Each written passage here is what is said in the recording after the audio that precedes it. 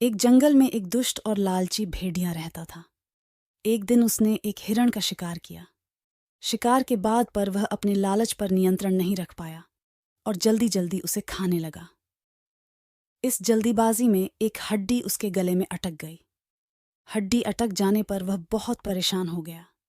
अब उससे न कुछ खाते बन रहा था, न ही पीते। उसने बहुत कोशिश की कि किसी तरह हड्डी उसके गले से निकल जाए, लेकिन सारी कोशिश बेकार गई। अंत में उसने किसी से सहायता लेने का विचार किया। वह सोचने लगा कि ऐसा कौन है जो उसके गले से हड्डी का टुकड़ा निकाल सकता है। कुछ देर सोचने पर उसे सारस का ध्यान आया। सारस की लंबी गर्दन और चोंच थी। वह उसके मुंह में अपनी चोंच घुसाकर आसानी से हड्डी निकाल सकता था। बिना देर किए भेड़िया सारस के पास पहुंचा और बोला, सारस भाई, मेरे गले में एक हड्डी अटक गई है। क्या तुम अपनी चोंच से वो हड्डी निकाल दोगे? मैं तुम्हारा बहुत एहसानमंद रहूंगा और तुम्हें उचित इनाम भी दूंगा। सारस पहले तो भेड़िए के मुंह में अपनी चोंच डालने से डरा, लेकिन बाद वे उसे भेड़िए पर दया आ गया और वह तैयार हो गया।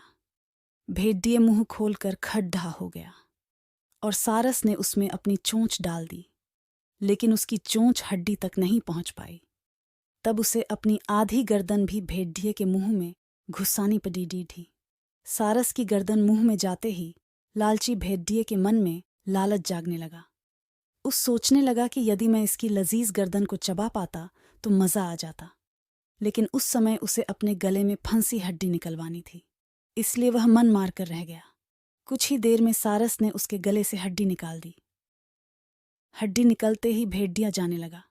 न उसने सारस को धन्यवाद दिया, न ही इनाम। सारस ने उसे रोक कर कहा, मेरा इनाम कहाँ है?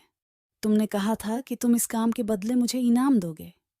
भेड़िया बोला, एक भेड़िए के मुंह में अपनी गर्दन डालकर भी तुम सही सलामत हो। क्या यह तुम्हारा इनाम नहीं है? इतना कहकर भेड़िया चला गया और सारस मुंह लटकाकर खड्डा रह गया।